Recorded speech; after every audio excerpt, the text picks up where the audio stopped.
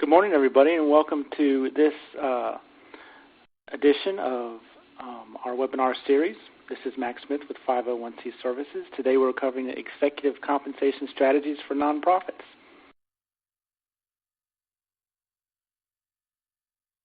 As always, all of our webinars are sponsored and produced by 501c Agencies Trust. For those of you who do not know, 501c Agencies Trust was created by a dozen nonprofits in 1982. And their purpose is to help organizations, 501c3s, leave the state unemployment tax system and become reimbursing employers. If you go to their website, you can request a savings analysis for that approach to your unemployment taxes. Have a couple of housekeeping items for today before we get started.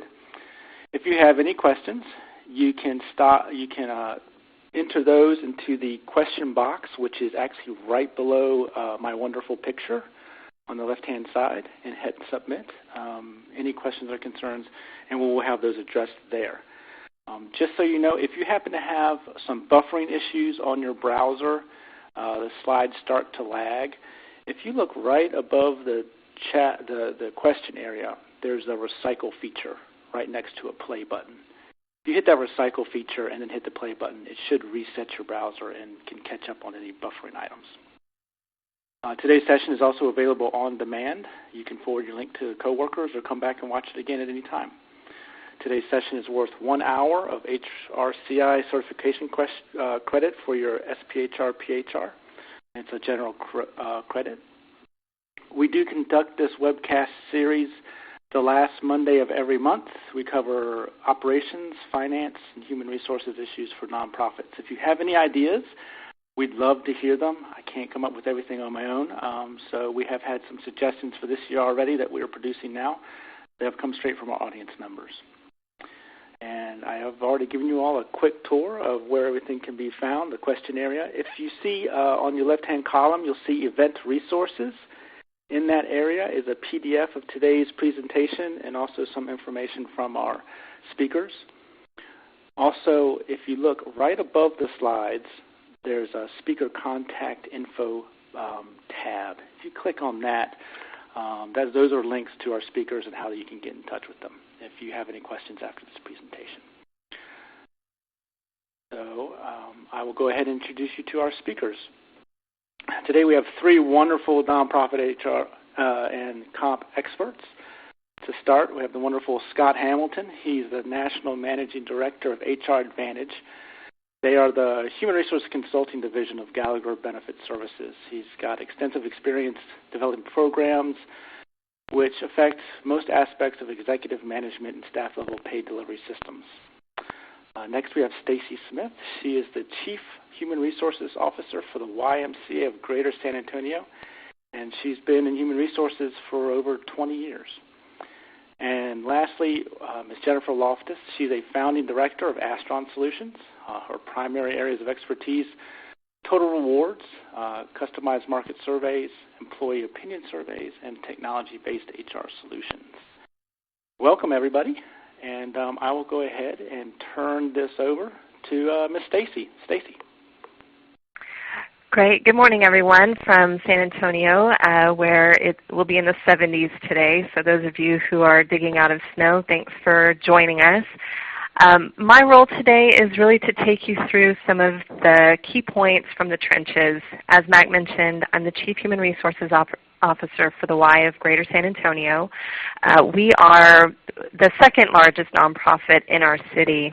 And if I could give just, the kind of key first thing that you should be considering would be to form a compensation committee. Many nonprofits may have sort of an informal comp committee that's apprised from the board of directors or other volunteers, key stakeholders. But to really formalize that committee is step one. And by doing that, it legitimizes and holds sacred your nonprofit's investment in the importance of the transparency and all things executive comp. And as we know, we're so heavily regulated in the nonprofit world that having this compensation committee that is typically, and I would suggest highly, part of your board of directors. In our case, we limit our compensation committee size to about 4 to 5 people. Typically, that would be our board chair, and we also use our past board chairs, and that has been a method that has worked well for us. Certainly, depending on the size of your board, the makeup of your board, it's something that you'll want to consider. Looking at the diversity of that comp committee is also another key element. In our case, we also have an ex officio member who is an ERISA attorney, which is great because he ends up giving us great legal advice without charging us anything. I can't guarantee that that'll happen in every scenario, but that's also a nice way to have that external expert to be giving information, acting as a sounding board, and really there to give contemporary, updated information as necessary. From a staff perspective, in our case, I am the C-level staff member who oversees the compensation committee. However, we are such a large nonprofit. I know many smaller nonprofits, the HR function may sit with the chief financial officer. So my guidance on that would just be whatever the most senior level HR function, whoever that person is, that's really the most appropriate person to be involved in this process. And once you form your compensation committee, it is important that you meet more than just once a year. It should be at least 2 to 3 times a year. Of course, when it comes time to set the annual compensation, review the prior year performance, etc., that is happening depending on the way your bylaws are written. It may be the entire board. It may be the executive committee of the board. But all of that data should be considered the compensation committee when it comes time to set comp and benefits for your CEO. Some nonprofits will just keep the compensation committee exclusively for setting compensation of the president and CEO. Some others may choose to have input in the entire C-level group. That is something from a structure standpoint that can really be left to the nonprofits. In our case, our comp committee really focuses on the CEO, and then our CEO makes recommendations on the C-level comp and benefits on an annual basis, and that is something that the compensation committee does review. They can have input, but ultimately, in our case, those decisions have been delegated to the CEO. One of the very first tasks, once you've already created your compensation committee, you have the people in place, everyone knows their role, is to develop an executive compensation philosophy statement. This can be somewhat of a daunting task if your organization does not already have an exec comp philosophy statement. I would encourage you to consult with your compensation committee members and also your CFO because budget realities are going to come into play. Of course, there's lots of other factors like market conditions and so forth. But developing a guiding principle related to executive compensation will really help to steer the compensation committee. Set objectives, and that way you're also ensuring that those methodologies are being applied consistently throughout the organization when you look at C-level executive compensation. It is something that you can, everyone loves Google or go to shrm.org, but I would encourage you to do quite a bit of research from the staff perspective first and have those key elements to be included in the philosophy statement before kind of going to the committee. It will save time and it helps to hone in on what you're really hoping to accomplish. And it is something that should be reviewed about every 3 years just to make sure that it's still relevant and applicable to your organization and to your city. The next item is really just keeping up to date on legal changes and market issues related to executive comp. I mentioned early on that having an ex officio member of our comp committee as an ERISA attorney and someone who is in the world of staff benefits has been a great asset to us. But just staying connected locally to those resources is another key element, within your market. What's the nonprofit climate like in your city? and what other local resources can you take advantage of. Of course, this is really part of being in, whether it's HR or if this function sits with the CFO, just to stay current on where those trends are heading, just so that you've got the most contemporary information, because that comp committee is going to be looking to you as the staff member as the expert. Which really takes us to the next slide, knowing when to consult with a compensation expert.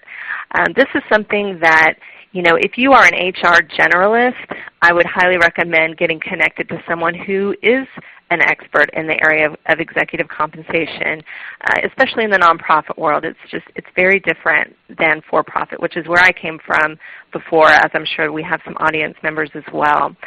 And so the way that we have used a compensation consultant in the past has been to actually go out and do market surveys for us, where we are looking at compensation data from a national perspective. As you know, I work for the YMCA. We are a national, actually an international, but a national federation. And so we do have the benefit of receiving national data related to executive compensation and benefits. But we decided that we wanted to do a full national study. It is a bit of a financial investment, but what that does is it looks at other organizations, both for-profit and nonprofit, geographic similarities, budget size similarities, and that way you have an idea of how much room your C-level has to grow before they start butting up against that ceiling. And that will help your compensation committee know that they're making the best decisions and keeping their fiduciary responsibilities in mind when it comes to setting executive level comp. Having that data every 3 to 5 years is another safeguard for you, because as I'm sure in other cities, if it's a slow news time in San Antonio, every once in a while we will see stories on the top 10 highest paid nonprofit CEOs. In fact, just about 2 months ago, there was a story, and sure enough, my boss, and a very nice picture of her, was featured in that story. So really, I would say it's not a matter of if it's going to happen, but when is it going to happen. So already being prepared with a statement, already having your designated spokesperson, which should be the chair of your compensation committee, and outlining some of the key elements from the fact that A, you have a compensation committee, that you have an executive philosophy statement regarding compensation, that you do market studies, et cetera, so that you are prepared and can speak intelligently and help guide those speaking points for your spokesperson.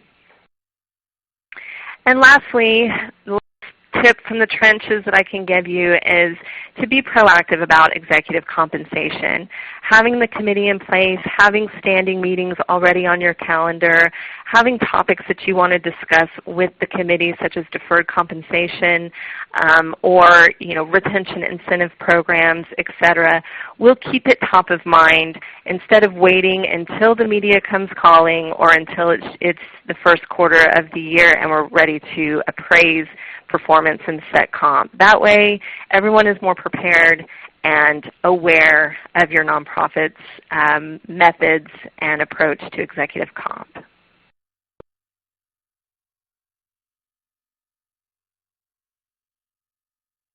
All right, well, thank you so much, Stacy. This is Jennifer Loftus. I'll be picking up the presentation from here. And Stacy, you provided our audience members with an excellent overview of what organizations need to do from an internal perspective when it comes to executive compensation.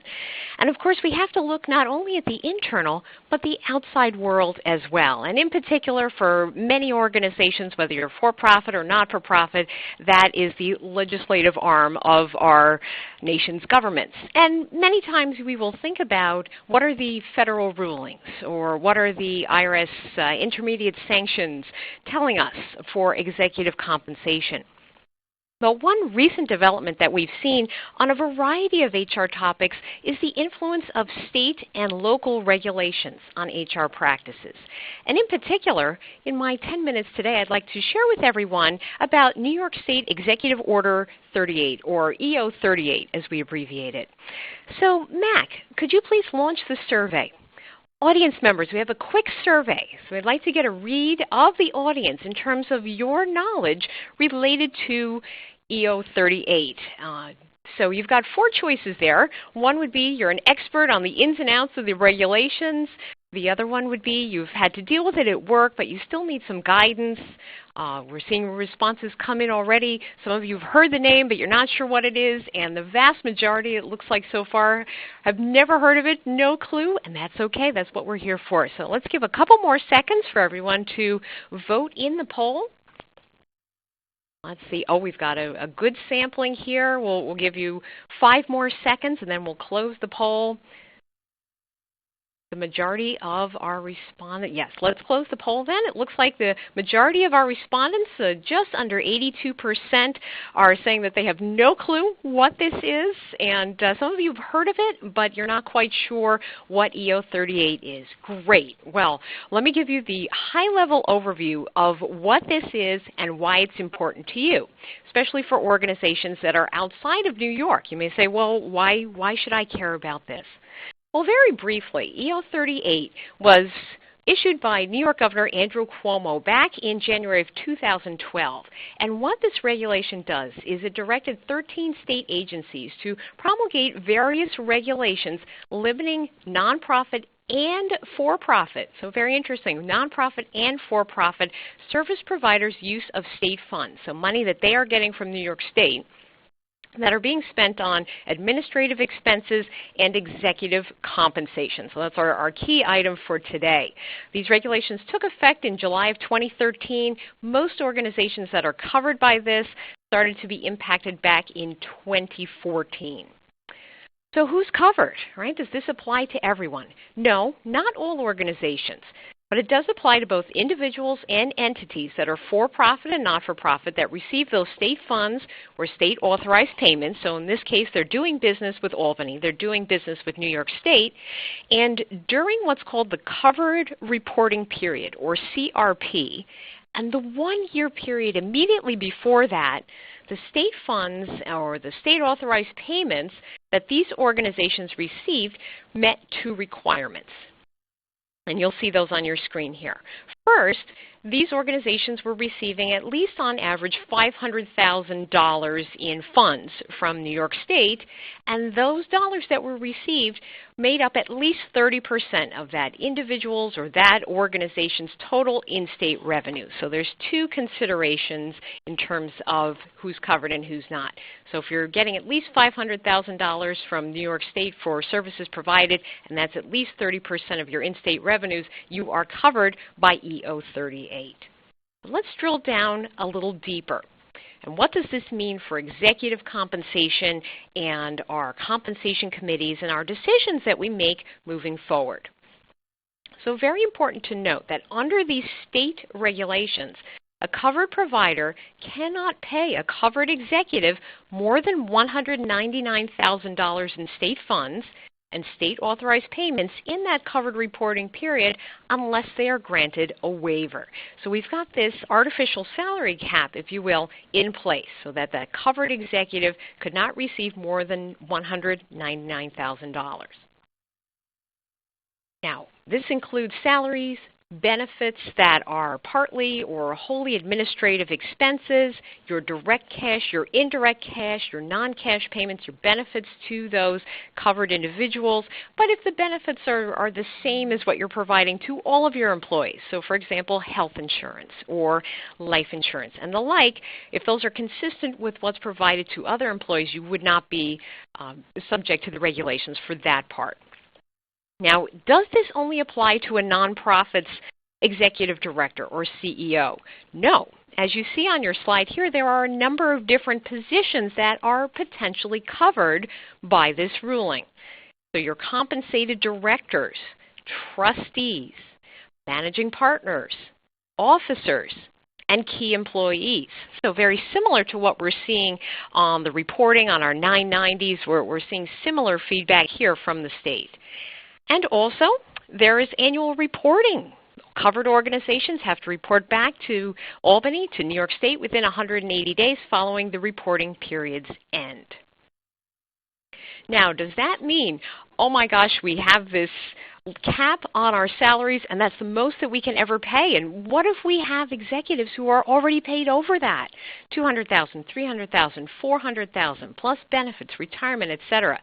Many nonprofits are small, many are large. So we could very well see organizations paying their executives very highly. Well, there is a safe harbor provided under EO 38. And if you're a covered provider, you could choose to pay one of those covered executives or directors or officers like we've talked about. You could pay them higher than that $199,000 cap from all sources, not just the state funds and state authorized payments, if your compensation program satisfies a safe harbor. And there are a couple key points to knowing what's in that safe harbor.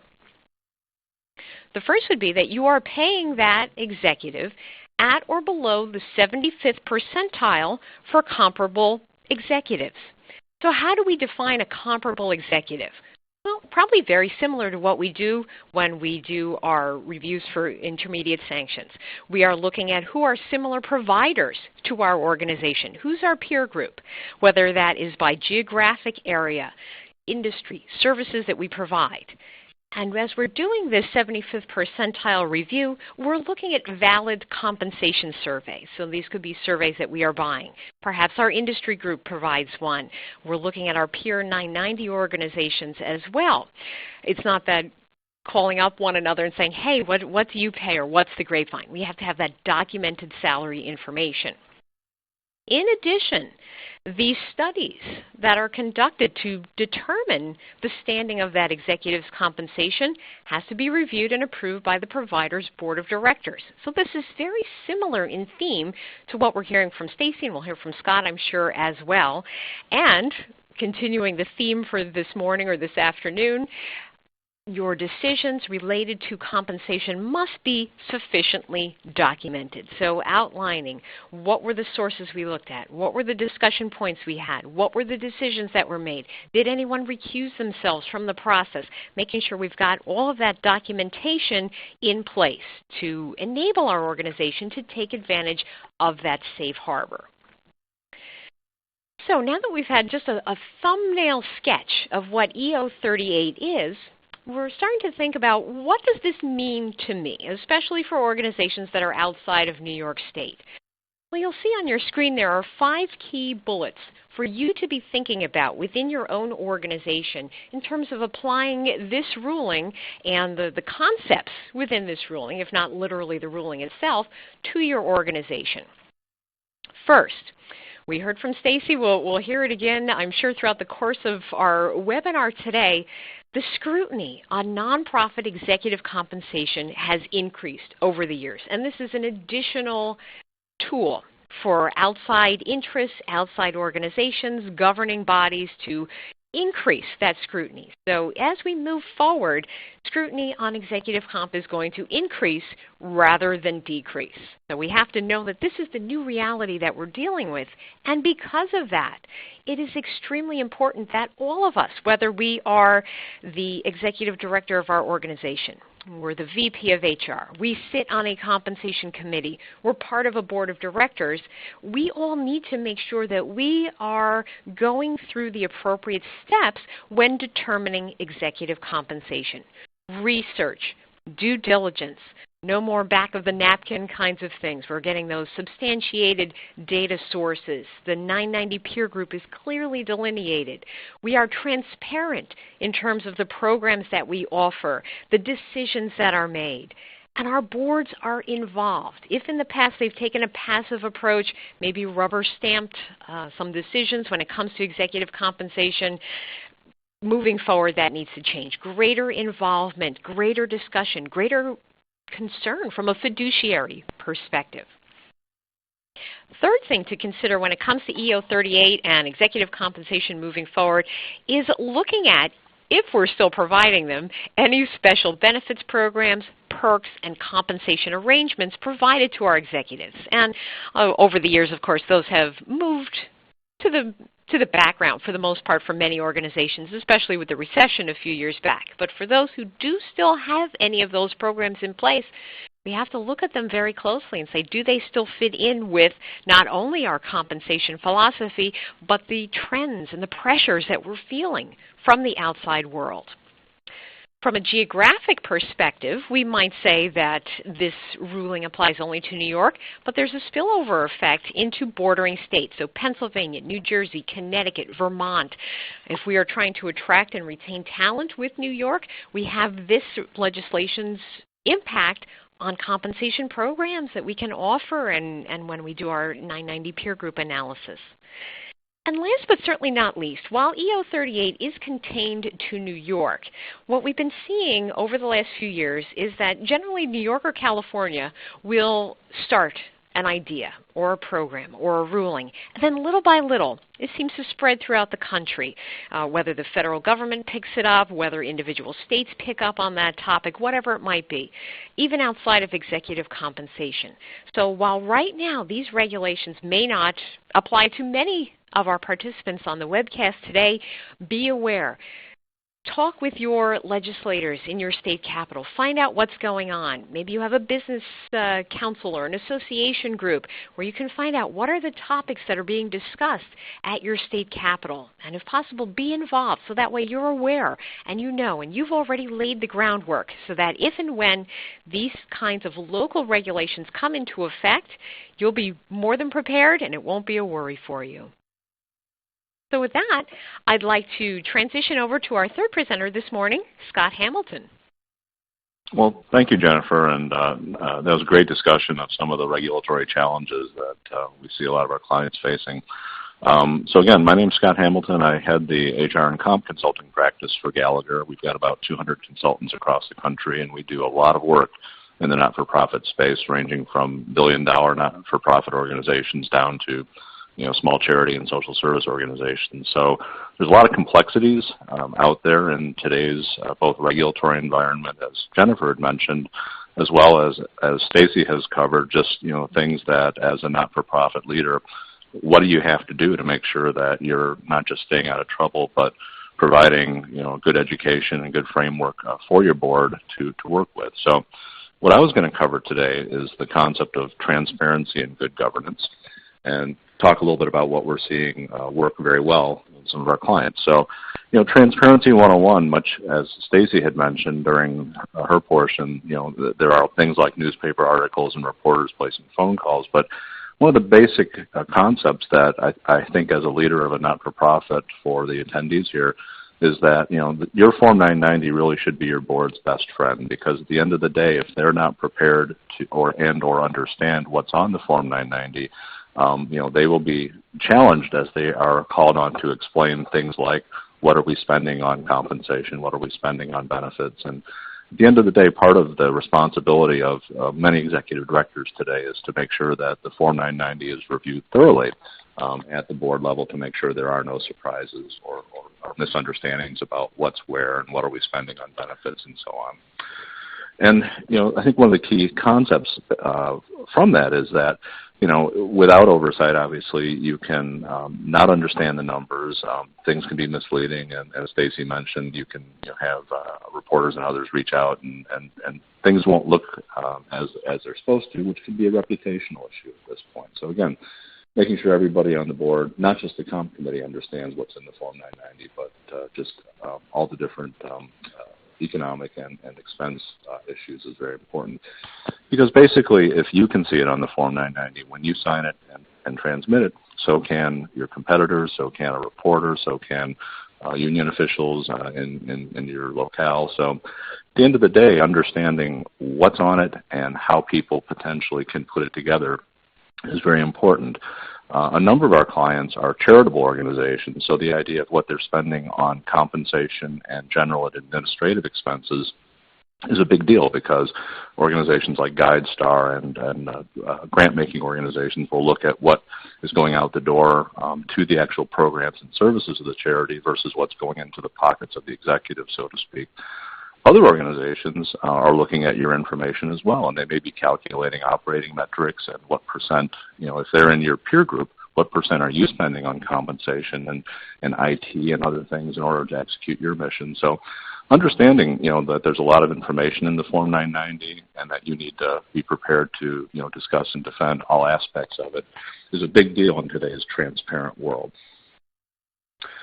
So this gets back to a lot of what Stacy was covering and going through it and what she's doing with her board, and that is boards today are typically asking much better questions. They're made up of folks that are not just there to be part of the mission of the organization, but they're typically very engaged and looking at the future, trying to deal with things like sustainability and strategic planning. And they're a typical board member in many not-for-profits today is going to be all over this concept of transparency. So I think today's takeaway is trying to understand that your executive compensation processes and your information should be wholly transparent so that you guys could move past any questions on the executive compensation front and just be prepared to demonstrate that you have an independent group of folks looking at your comp and that this isn't just rubber stamping or business as usual. Some of the top executive comp committee practices that I see in my work and that we see as consultants to a number of organizations across the country really start with, as Stacy covered, executive compensation policy. Now this is different than the philosophy, and I'll cover that in a second, but the idea of having a full process for governing adjustments, making sure that you have in writing who's responsible for the review of the market information, who's responsible for determining adjustments. Some of this may be in the charter of the comp committee structure, but being very clear from a policy document perspective as to who does what, when, what's the timing of the adjustments, and then basically who is responsible for actually implementing adjustments, putting things into the paychecks and so on. It's another policy, but it's an important one to make sure that there's clarity. The philosophy is key because that's actually one of the rudders to the conversation on what are we doing in executive compensation, who do we compare to, is it a national market basket, is it regional, does it have for-profit, does it have all not-for-profit. There's a lot of different things that go into the executive compensation philosophy, but at the end of the day, it is a real important rudder because it survives turnover in the board and it makes sure that there's a common discussion and understanding of what we're matching to in the pay process discussions. The communication plan. Stacy touched on this as she talked about their experiences with a reporter, but the idea of having a very clear framework and talking points built around the idea of the comp philosophy, the actual payments, because again, the reporters have the 990. They can see exactly what was paid. If it's a $200 base salary but an $800,000 retirement payment, you need to understand what's in there and how you're going to describe it, and the fact that the $800,000 really should be amortized over the last 10, 20 years, however long the executive worked, whatever. But at the end of the day, making sure that you have talking points to support that communication plan is key. We oftentimes suggest that the comp committees have a handbook which includes all the different documentation around the comp discussion. It could be the Form 990, the policies, the incentive plans themselves, how do we determine bonus calculations, what does it take for someone to earn a bonus, minutes. It's sort of like the nuclear football for an exec comp committee chair. So the idea of there being one-stop shopping for all the comp committee information, it's a very effective way to make sure that there's nobody caught unawares or doesn't have the right information if there's ever a question. The other thing that we like to see with exec comp policies and committee practices here is that we believe it is the duty of the comp committee to not just look at the executive director or president's comp, but it's also making sure that that philosophy is driven down deeper into the organization so that there is an alignment between what we're paying for at the top down into the middle of the organization. And quite frankly, many organizations optically are wanting to make sure that the comp philosophy is the same top to bottom. So that's another responsibility of the board and the committee. And then, the last thing is that the committee should review the use of executive agreements or contracts because, again, this is where the idea of making sure that you're comfortable paying what you're paying for and that there's the appropriate handcuffs and language about disabilities and severance and other things. Very, very basic, but, with the amount of money that's on the table and, quite frankly, the opportunity for lawsuits and other things, this is an area that we're seeing a lot of folks pay attention to these days at the comp committee level. So that's just a quick overview of some of the things we're seeing out there and how it all is kind of working together and what the goal is for educating your board on how to govern in a transparent environment. So with that, I'll turn it back to Mac, and I guess we'll start the panel discussion. Thank you so much. Well, I appreciate everybody going through their sections so briefly. A lot of information to cover. I know our audience has a lot of questions.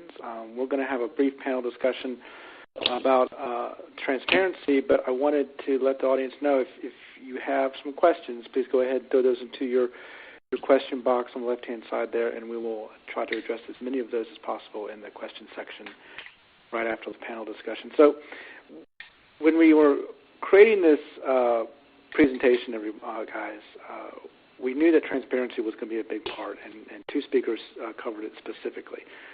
But when you're trying to make sure, when you're, I guess, I don't want to say supervising your board, but when you're advising your board, is there any typical pushback that you all have heard in your years of perhaps something that you need to make sure is implemented that you constantly get maybe some complaints about or pushback on?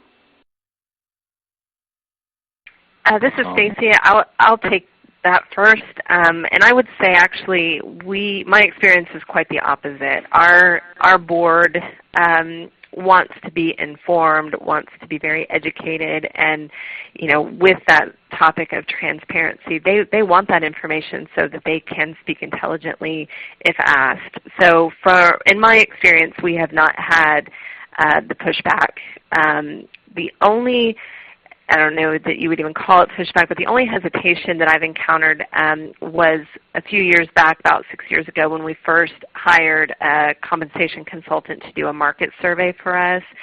It was very time-consuming to go through the RFP process and review the proposals and the cost of that survey to be done.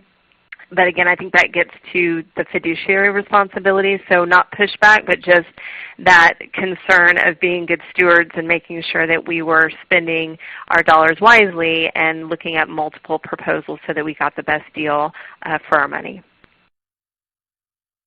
Yep, and this is Scott, and I think to add to Stacy's comments, Mac, I think when you look at the basic conversation about executive comp between the board and the leaders of the not-for-profit, it's very, very rarely an adversarial conversation. These folks are charged with trying to support the mission and the governance of the organization.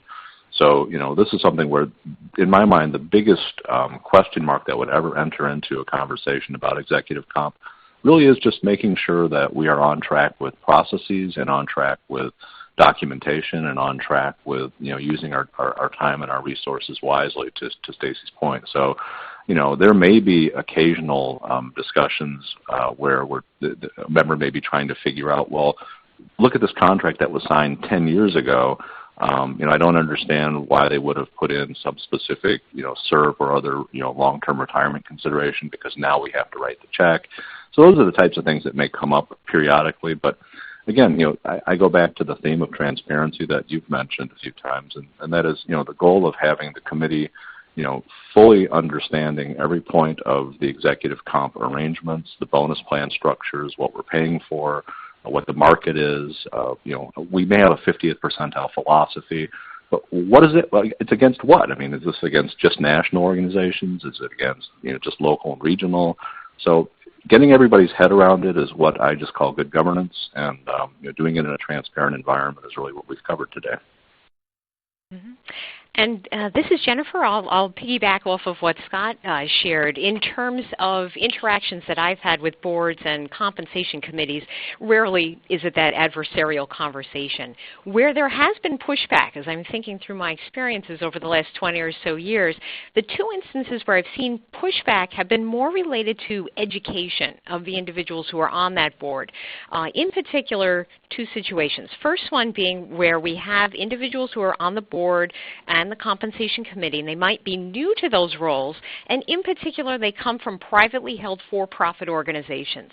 So they don't have that understanding of why are we going through this process, especially if they're from a family-owned company where decisions may be made, well, this is how we're going to do it because we're family-owned. And having that education conversation is so important. Why are we going through determining this peer group? What is our philosophy and our policy? So that's one situation.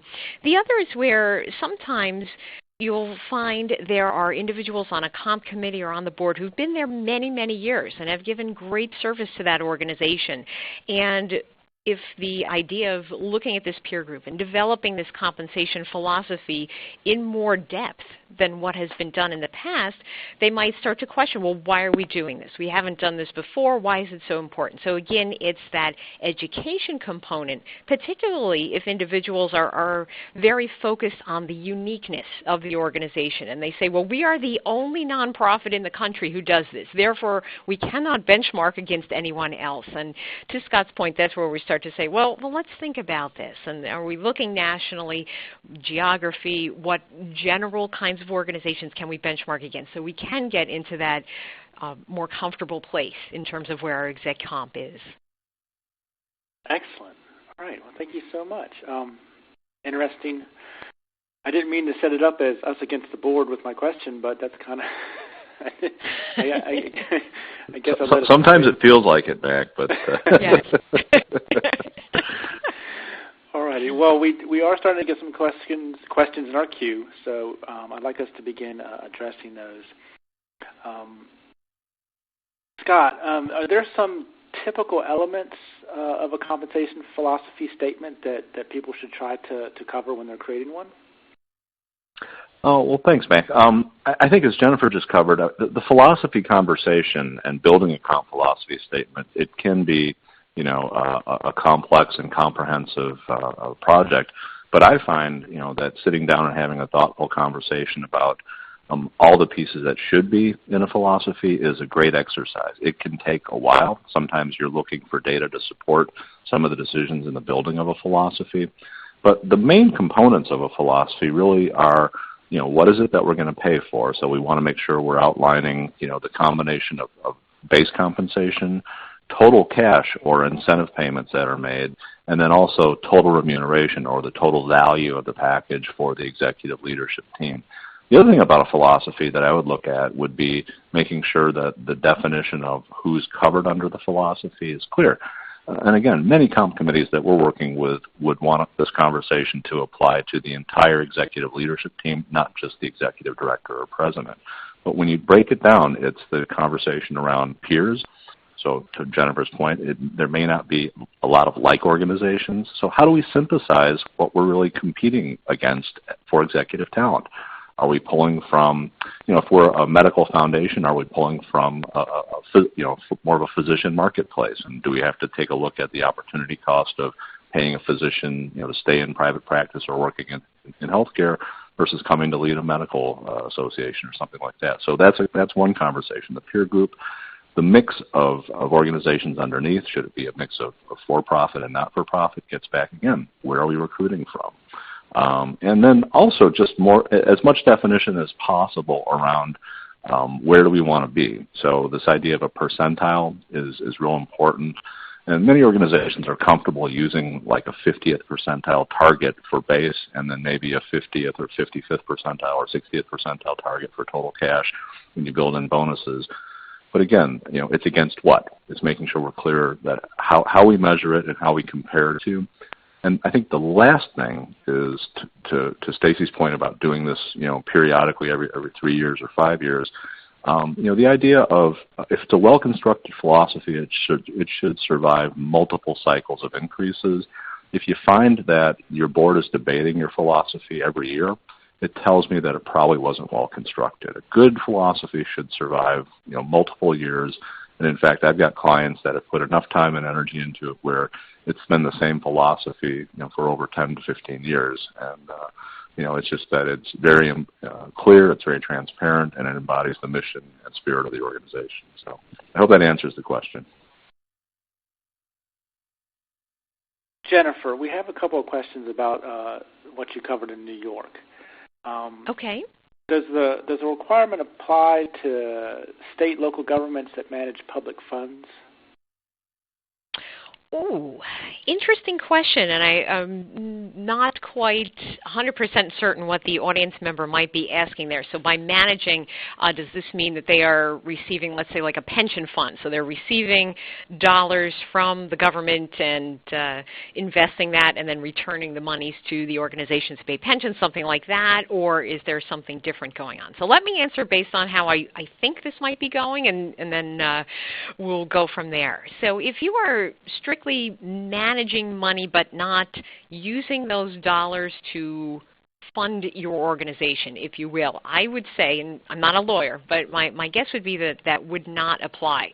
The intent of EO 38 was for organizations that are receiving money from one of 13 different organizations in the state. So like that could be the Department of Corrections or the Department of Health or the Office for the Aging or the Office of Alcoholism and Substance Abuse Services. They're receiving money from those different state agencies to actually carry out the mission of that nonprofit. And so that's the intent of EO 38. Okay. Does it have a COL provision? And if you could tell us what a COL provision is. All right. Well, I'm going to guess that that means cost of living, some kind of escalator over time. So, for instance, $199,000 now would not be worth the same, say, 5, 10 years down the road. At this point, I have not heard of any escalators or cost of living provisions built into that regulation, as is sometimes the case with government regulations that come out. They don't necessarily think of that part down the road. But at this point, I hadn't heard of that, but it wouldn't surprise me as we get a few years out from the initial implementation of EO 38 that would come up in the conversation in terms of adjustments to the regulations. Okay. Yeah, and Mac, this is Scott. So I agree with Jennifer's reading of the regulation. I mean, we don't see anything built in that talks about it moving, but our understanding was the genesis of the bill was that they didn't think that an executive of a not-for-profit should make more than the governor of the state of New York. And I think at the end of the day, when you take a look at the fact that the whole idea of optics and publicly available information on executive salaries, this was meant to just make a statement and put a stake in the sand. As other states and other localities, follow suit and try and just say, look, we want to make sure if some organization, some not-for-profit is getting some portion of public funds, the public should have faith in us using that organization that, we're not wasting their money by giving it to an organization that's spending too much on executive comp. So that concept is going to continue to flow from states and localities, into the not-for-profit world, as Jennifer covered. But I think, the amount may differ. It could be 200, it could be 300, it could be 250. The goal is just accountability, and in my mind, the number isn't the issue. It's just the process and the accountability around the use of public funds. So I just think we'll see more, and the numbers will be all over the place. Okay, great. We're getting a couple questions about how to get a copy of the presentation. If you look under Event Resources, which is the bottom button on the left-hand side, there's a PDF in there. There's 2 PDFs, actually, 2 copies of the presentation. And you can download it straight from your web browser right in front of you. And also, a reminder, this is being recorded, so later today you can log back in and forward the link to friends and family and talk about compensation to your heart's content. Stacy, we're getting a couple questions in here about size of the organization and how much of what we've talked about today might apply to smaller organizations, under 20 employees. If I have 10, I have 10 full-time employees. Do I need a comp committee? Do I need, how much of this do I need to follow as well? Or even more important, the smaller I get? I would say that regardless of the size of the nonprofit agency, that having a compensation committee and following the processes that have been laid out today will cover you and will help you and elevate the level of professionalism in your organization. Now, when it comes to, the logistics, it really depends on the size of your board. In our case, our board is about 25 to 30 people at any given time, and so, our compensation committee is 4 to 5 people. If your board is 10 people, you may have a comp committee of 3 or so. I think that you can, really apply a lot of not just what I've said, but what Scott and Jennifer have also conveyed to match the scale of your organization. And by doing that, it does a couple of things. One, like I said at the beginning, it elevates that level of professionalism, regardless of if you're a small nonprofit or not. That will help you attract not just other staff, board members, funders, depending on what your mission is, it will help you to just elevate that reputation in the community. And then it also, of course, provides that layer of good corporate governance, and getting that in a routine also will kind of give that peace of mind to those volunteers who are working on your behalf and who have that fiduciary responsibility. So I would just apply it and scale it to what makes sense to the size of your organization. Perfect. Thank you for that. Okay. I have a question in here about evergreen clauses. Is there a particular process that should be followed before agreeing to an evergreen clause? Can someone answer that and tell us what evergreen clauses are as well?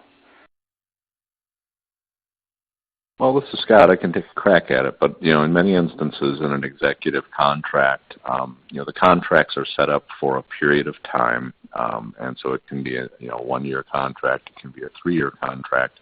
And then I believe the Evergreen Clause is the language that would then say, and the contract will continue on indefinitely, based on the parties' mutual consent, or if nobody gives a notice that it's going to be terminated, and that notice to be 30 or 90 days, whatever. So I think it's just the concept of, once a contract is signed, it just continues on, unabated until someone says, whoa.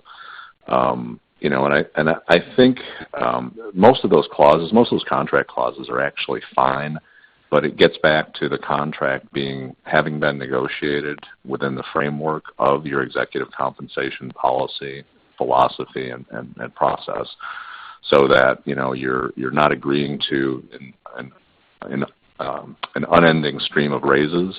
The contract may call for a raise in each of the 2 or 3 years.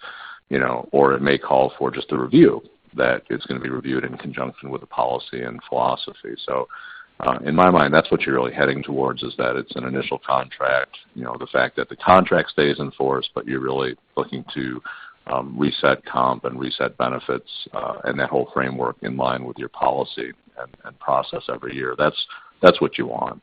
I hope that is a reasonable answer to the question. Okay. And we have a question about deferred compensation. I believe Scott was the one who brought it up earlier, but addressed to all of you. Are there different types of deferred compensation that are available for nonprofit organizations?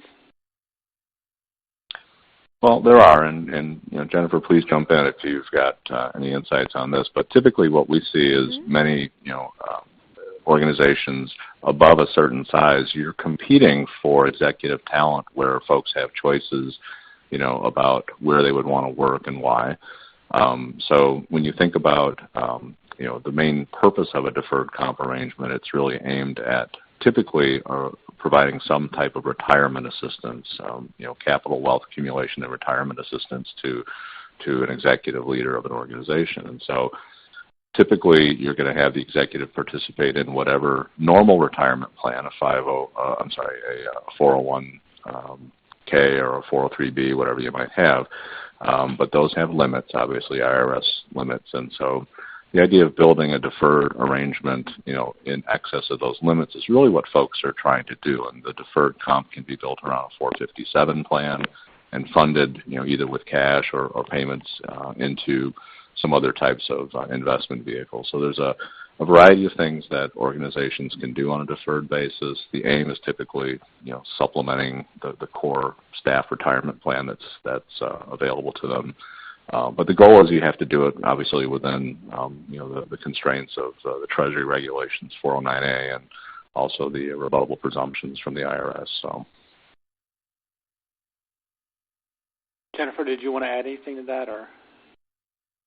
Well, based on the experiences that I have working with clients and their compensation committees, my experiences mirror what Scott's have been and what he shared already. So this is a question, though, that does come up, and many organizations are looking for that proverbial magic bullet, if you were, where it comes to deferred compensation, particularly if there are higher earning executives who want to put that money away for retirement. And so we're starting to get some questions in terms of what are creative things we can do in this area of deferred comp, but are not in violation of the law. The legal premises are always the most important consideration there. Okay, great. Does anybody on our panel, here's a question, does anybody have any particular concerns with agreeing to severance packages? My experience with severance is pretty straightforward. First of all, severance with the Treasury regulations that were promulgated under Section 409 Cap A, if you're going to pay a severance longer than 18 months, you're getting into what's actually structured as a deferred comp arrangement. So typically that's the cap for any kind of a conversation around severance is 18 months. Then you're going to have to get into the value of the severance arrangement itself. What are we paying for? Typically for the head of a large not-for-profit, providing for some type of 12-month severance is viewed as kind of, middle of the market. It's very defensible, and it's typically if you're hiring somebody who is coming from the outside, maybe they're moving to be the head of the organization, and you're trying to provide some type of a safe landing or soft landing if it didn't work out, and a 12-month severance would do that. But this gets back to the importance of executive contracts and being very clear on what that severance would be paid for, because if somebody's walking out the door in handcuffs, you wouldn't want to be responsible for a severance payment. So the idea of disability, conduct, those are all very important discussion topics as you would build some type of a severance arrangement into an executive contract. Okay. Did anybody want to add anything else to that, or? Oh, this is Jennifer. I'll add one thought more from a big picture perspective, and certainly our executives are in a different position than our staff or our line employees. Of course, there's greater risk that they undertake, and so there's greater rewards. But when it comes to severance, we do have to look at the things that Scott has mentioned, but also think about what are we doing for the rest of our employees. So if we do not offer any kind of severance for anyone, and yet we come out with this very I don't want to say lucrative, but a very strong package for a couple of executives, maybe it's warranted, maybe it isn't. But given the emphasis on transparency and optics, and if the media finds out about this, if we do decide to move in that direction, we need to be very careful in terms of why are we doing this? Is it because of that relocation aspect, like Scott mentioned, or is it because we know this person and we really like them and we want them to feel good? So we have to always keep that transparency and optics consideration front and center. Perfect. And one last question, I'll ask Stacy this, because one of the way to answer this question is to talk to Jennifer or Scott. But Stacy, do you have any resources that you know of for finding out about retention bonuses? It's funny. I've actually been working on that very topic, and I'm in the trenches. So much like I'm sure the person who's asking, it's a matter of doing that research and consulting with folks who really focus and specialize on comp. And I am by trade a generalist, so it has been kind of that deep dive that I've had to do. There are some good resources out there. I will just tell you that the Cliff Notes version of what I discovered in my research was that if you are going to install a retention bonus type of plan for one of your executives, it should be written so that it can apply to all of your executives, which I think is very consistent with what Scott and Jennifer have both said related to severance packages. It needs to be something that can apply across the board, not exclusively for that top executive, your CEO or your executive director. A little kind of tactic that I had that was suggested to me was that retention bonuses should probably be done on just an annual basis.